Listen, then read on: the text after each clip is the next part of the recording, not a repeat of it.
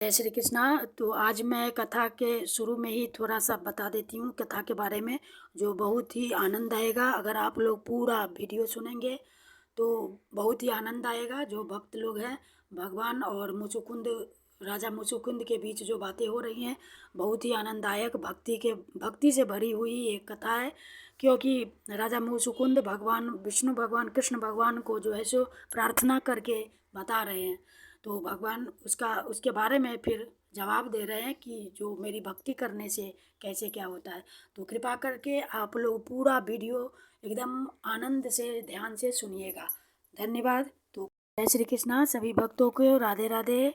तो आज मैं श्रीमद् भागवत महापुराण की मूल कथा की 10वां स्कंद का काल यवन का भस्म होना और मुचुकुंद की कथा है।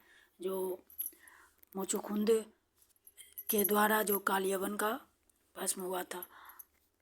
तो कथा स्टार्ट करने से पहले श्री भगवान का थोड़ा सा नाम संकीर्तन कर लो। श्री कृष्ण गोविंद हरे मुरारे, हे नाथ नारायण वासुदेव। श्री कृष्ण गोविंद हरे मुरारे, हे नाथ नारायण वासुदेव।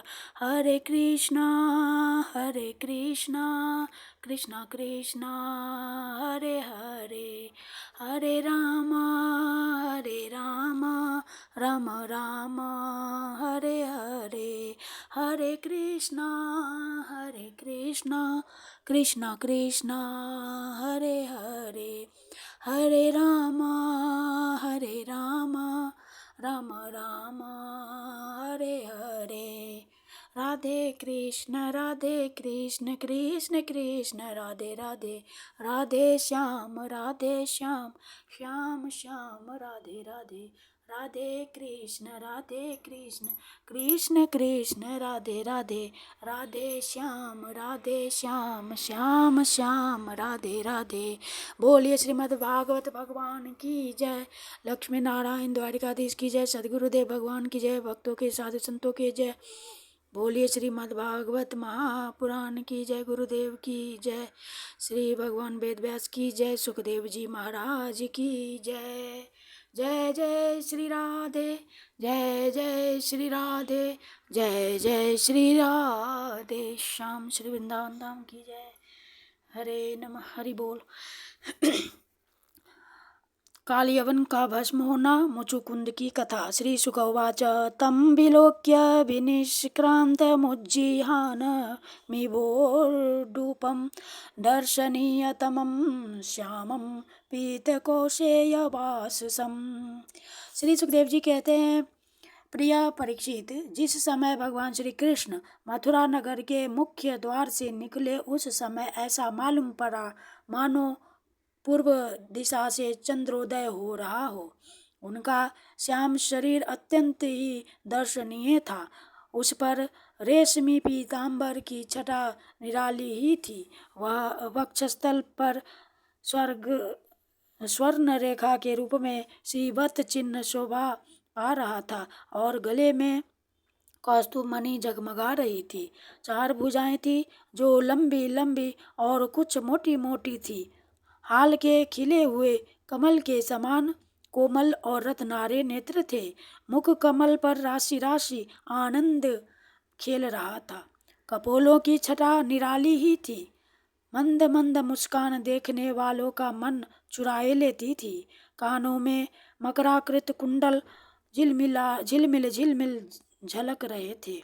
उन्हें देखकर काल यवन ने निश्चय किया कि यही पुरुष वासुदेव है, क्योंकि नारद जी ने जो जो लक्षण बतलाए थे, वक्षस्थल पर श्री वत्स का चिन्ह, 4 भुजाएं, कमल के से नेत्र, गले में वनमाला और सुंदरता की सीमा, वे सब इसमें मिल रहे हैं। इसलिए यह कोई दूसरा नहीं हो सकता। इस समय यह बिना किसी अस्त्र शस्त्र के पैदल ही इस ओर चला आ रहा है। इसलिए मैं भी इसके साथ बिना अस्त्र शस्त्र के ही लड़ूंगा। ऐसा निश्चय करके जब काल यवन भगवान श्री कृष्ण की ओर दौड़ा, तब वे दूसरी ओर मुंह करके रणभूमि से भाग चले और उन योगी दुर्लभ प्रभु को पकड़ने के लिए कालयवन उनके पीछे पीछे दौड़ने लगा। रणछोड़ भगवान लीला करते हुए भाग रहे थे। कालयवन पग पग पर यही समझता था कि अब पकड़ा तब पकड़ा। इस प्रकार भगवान उससे बहुत दूर तक एक पहाड़ की गुफा में ले गए।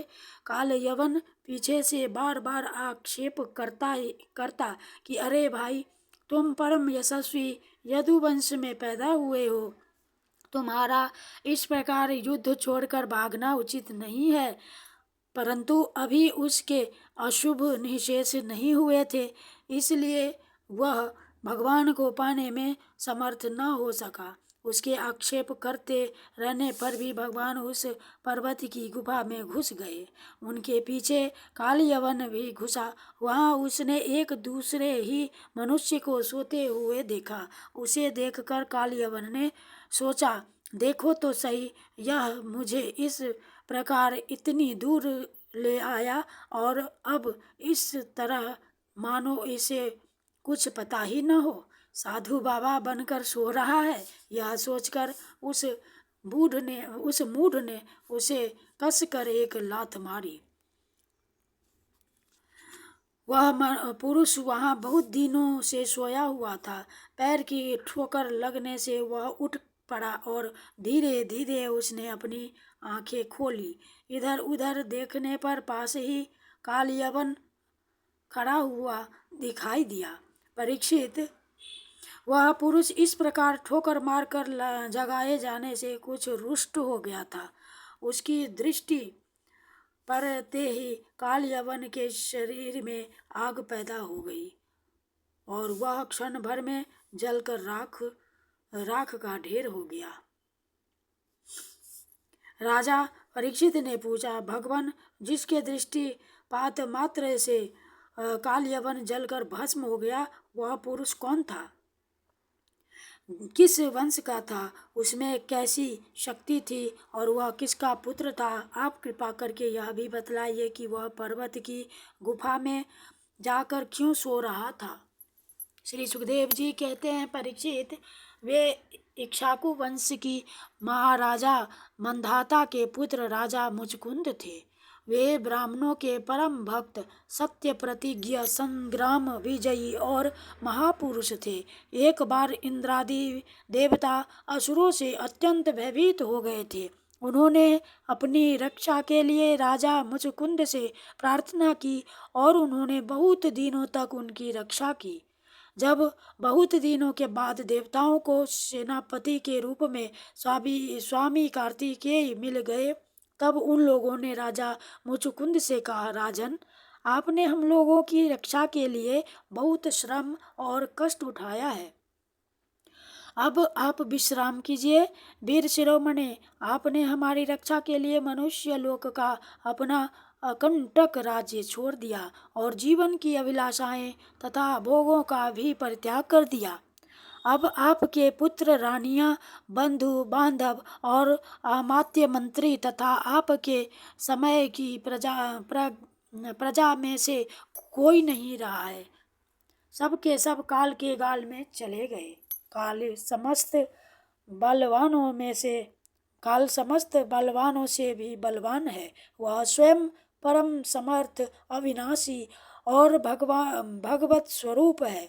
जैसे ग्वाले पशुओं को अपने वश में रखते हैं, वैसे ही वह खेल खेल में सारी प्रजा को अपने अधीन रखता है। राजन, आपका कल्याण हो। आपकी जो इच्छा हो हमसे मांग लीजिए। हम कैवल्य मोक्ष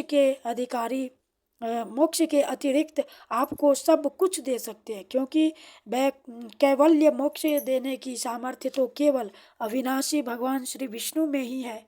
परम यशस्वी राजा मुचुकुंद ने देवताओं के इस प्रकार कहने पर उनकी वंदना की और बहुत थके होने के कारण निद्रा का ही वह वर मांगा तथा उनसे वर पाकर वे नींद से भरकर पर्वत की गुफा में जा सोए। उस समय देवताओं ने कह दिया था कि राजन, सोते समय यदि आपको कोई मूर्ख बीच में ही जगा देगा तो वह आपकी दृष्टि पड़ते ही उसी क्षण भस्म हो जाएगा। परीक्षित, जब कालयवन भस्म हो गया तब यदुवंश शिरोमणि भगवान श्री कृष्ण ने परम बुद्धिमान राजा मुचुकुंद को अपना दर्शन दिया। भगवान श्री कृष्ण का श्री विग्रह वर्षाकालीन मेघ के समान सांवला था। रेशमी पीताम्बर धारण किए हुए थे। वक्षस्थल पर श्री वत्स और गले में कौस्तुभ मणि अपनी दिव्य ज्योति बिखेर रहे थे। 4 भुजाएं थी। वैजंती माला अलग ही घुटनों तक लटक रही थी। मुख कमल अत्यंत सुंदर और प्रसन्नता से खिला हुआ था। कानों में मकराकृति कुंडल जगमगा रहे थे। होठों पर प्रेम भरी मुस्कुराहट थी और नेत्रों की चितवन अनुराग की वर्षा कर रही थी। अत्यंत दर्शनीय तरुण अवस्था और मतवाले सिंह के समान निर्भीक चाल। राजा मुचुकुंद यद्यपि बड़े बुद्धिमान और धीर पुरुष थे, फिर भी भगवान की यह दिव्य ज्योतिर्मयी मूर्ति देखकर कुछ चकित हो गए। उनके तेज से हत प्रतिभ हो सक पका गए। भगवान अपने तेज से दूरध्वस्त जान पड़ते थे। राजा ने तनिक शंकित होकर पूछा। राजा मुचुकुंद ने कहा, आप कौन हैं? इस कांटों से भरे हुए घोर जंगल में आप कमल के समान कोमल चरणों से क्यों विचर रहे हैं? और इस पर्वत की गुफा में ही पधारने का क्या प्रयोजन था? क्या आप समस्त तेजस्वियों के मूर्तिमान तेज अथवा भगवान अग्निदेव तो नहीं है? क्या आप सूर्य, चंद्रमा, देवराज इंद्र या कोई दूसरे लोकपाल हैं? मैं तो ऐसा समझता हूँ कि आप देवताओं के राजा आराध्य देव ब्रह्मा, विष्णु तथा शंकर, इन तीनों में से पुरुषोत्तम भगवान नारायण ही हैं। क्योंकि जैसे श्रेष्ठ दीपक अंधेरे को दूर कर देता है, वैसे ही आप अपनी अंग कांति से इस गुफा का अंधेरा भगा रहे हैं। पुरुष श्रेष्ठ, यदि आपको रुचे तो हमें अपना जन्म, कर्म और गोत्र बतलाइए, क्योंकि हम सच्चे हृदय से उसे सुनने के इच्छुक हैं। और पुरुषोत्तम, यदि आप हमारे बारे में पूछे तो हम इक्ष्वाकु वंशी क्षत्रिय हैं। मेरा नाम है मुचुकुंद और प्रभु, मैं युवनाश्वनंदन महाराज मांधाता का पुत्र हूँ। बहुत दिनों तक जागते रहने के कारण मैं थक गया था। निद्रा ने मेरी समस्त इंद्रियों की शक्ति छीन ली थी, उन्हें बेकाम कर दिया था। इसी से मैं इस निर्जन स्थान में निर्द्वंद सो रहा था। अभी अभी किसी ने मुझे जगा दिया। अवश्य उसके पापों ने ही उसे जलाकर भस्म कर दिया है। इसके बाद शत्रुओं के नाश करने वाले परम सुंदर आपने मुझे दर्शन दिया। महाभाग, आप समस्त प्राणियों के माननीय हैं। आपके परम दिव्य और असह्य तेज से मेरी शक्ति खो गई है। मैं आपको बहुत देर तक देख भी नहीं सकता। जब राजा मुचुकुंद ने इस प्रकार कहा, तब समस्त प्राणियों के जीवनदाता भगवान श्री कृष्ण ने हंसते हुए मेघ ध्वनि के समान गंभीर वाणी से कहा। भगवान श्री कृष्ण ने कहा, प्रिय मुचुकुंद, मेरे हजारों जन्म, कर्म और नाम हैं। वे अनंत हैं, इसलिए मैं भी उनकी गिनती करके नहीं बतला सकता। यह संभव है कि कोई पुरुष अपने अनेक जन्मों में पृथ्वी के छोटे छोटे धूल कणों की गिनती कर डाले, परंतु मेरे जन्म, गुण, कर्म और नामों को कोई कभी किसी प्रकार नहीं गिन सकता।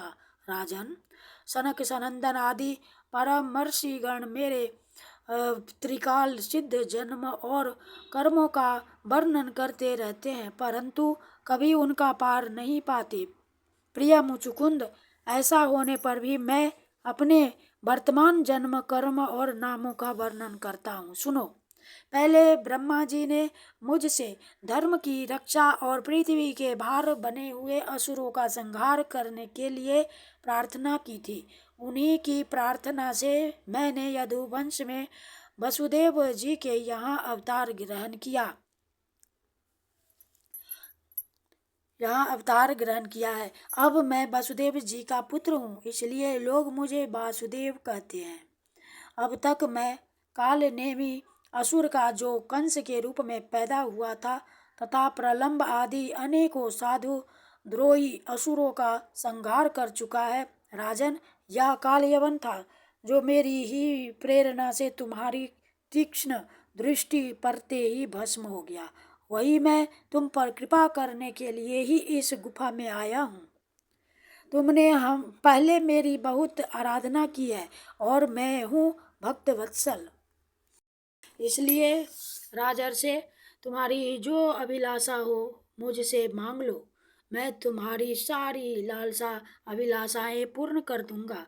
जो पुरुष मेरी शरण में आ जाता है उसके लिए फिर ऐसी कोई वस्तु नहीं रह जाती जिसके लिए वह शोक करे।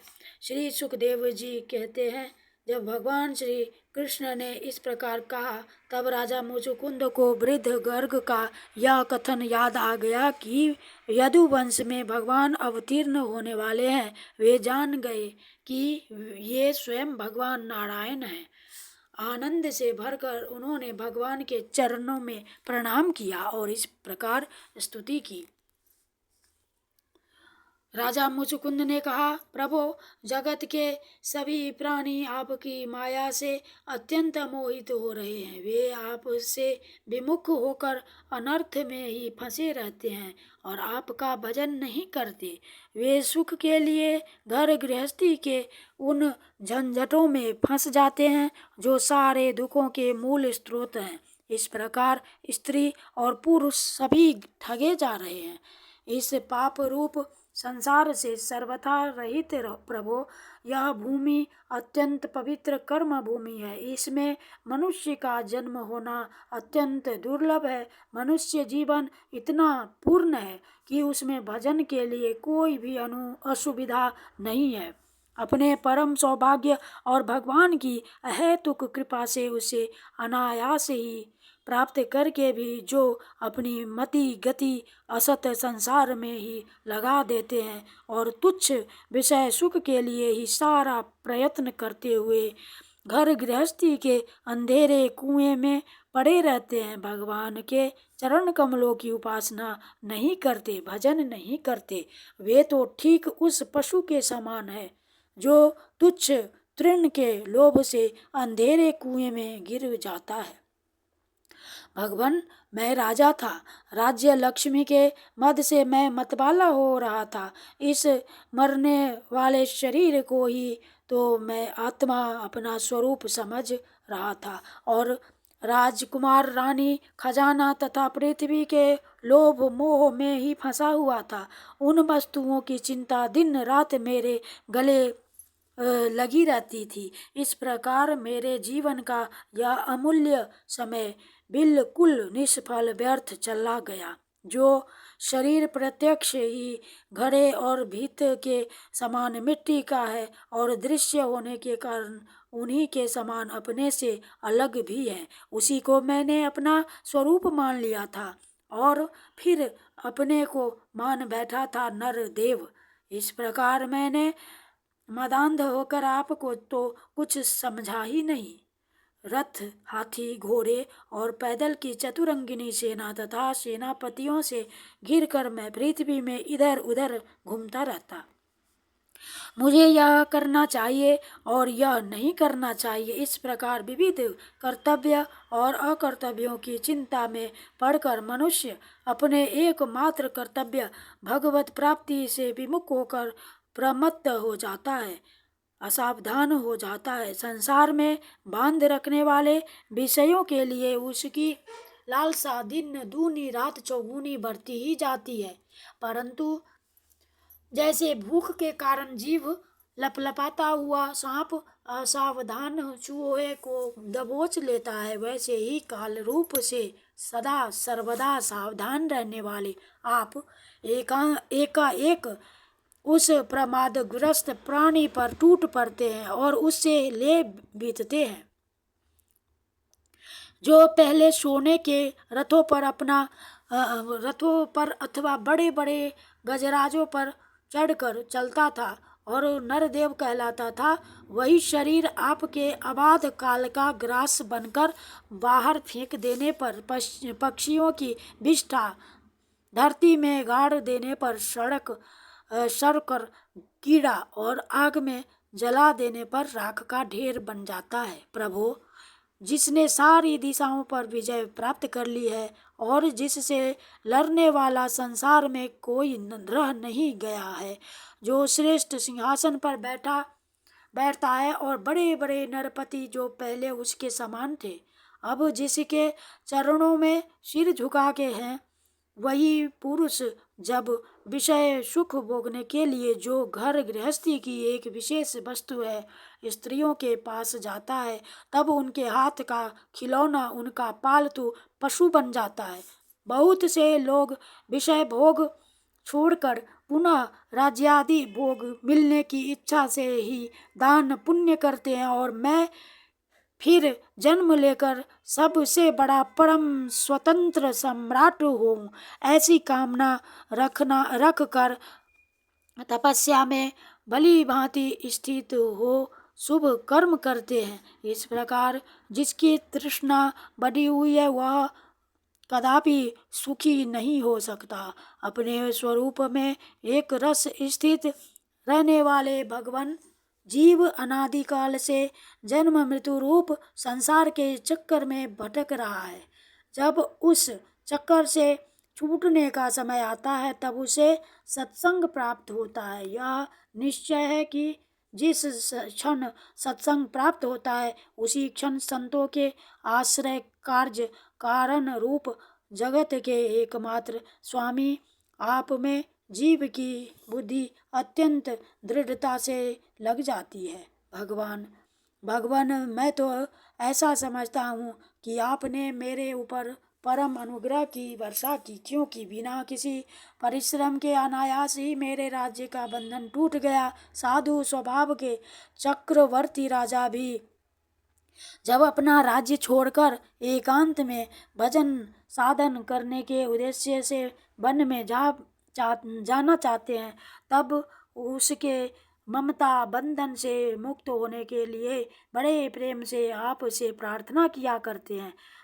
अंतर्यामी प्रभु, आपसे क्या छिपा है, मैं आपके चरणों की सेवा के अतिरिक्त और कोई भी वर नहीं चाहता, क्योंकि जिनके पास किसी प्रकार का संग्रह परिग्रह नहीं है अथवा जो उसके अभिमान से रहित है, वे लोग भी केवल उसी के लिए प्रार्थना करते रहते हैं। भगवान, भला बतलाइए तो सही, मोक्ष देने वाले आपकी आराधना करके ऐसा कौन श्रेष्ठ पुरुष होगा जो अपने को बांधने वाले सांसारिक विषयों का वर मांगे।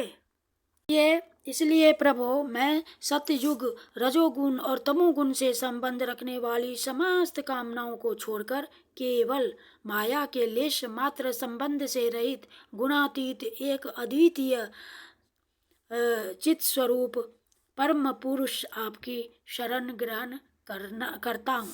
भगवान, मैं अनादिकाल से अपने कर्म फलों को भोगते भोगते अत्यंत आर्त हो रहा था। उनकी दुखद ज्वाला रात दिन मुझे जलाती रहती थी। मेरे 6 शत्रु, 5 इंद्रिय और 1 मन कभी शांत न होते थे। उनकी विषयों की प्यास बढ़ती ही जा रही थी। कभी किसी प्रकार एक क्षण के लिए भी मुझे शांति न मिली। शरणदाता, अब मैं आपके भय, मृत्यु और शोक से रहित चरण कमलों की शरण में आया हूँ। सारे जगत के एकमात्र स्वामी परमात्मन, आप मुझ शरणागत की रक्षा कीजिए। प्रभु, भगवान श्री कृष्ण ने कहा, सार्वभौम महाराज, तुम्हारी मति, तुम्हारा निश्चय बड़ा ही पवित्र और ऊंची कोटि का है। यद्यपि मैंने तुम्हें बार बार वर देने का प्रलोभन दिया, फिर भी तुम्हारी बुद्धि कामनाओं के अधीन न हुई। मैंने तुम्हें जो वर देने का प्रलोभन दिया वह केवल तुम्हारी सावधानी की परीक्षा के लिए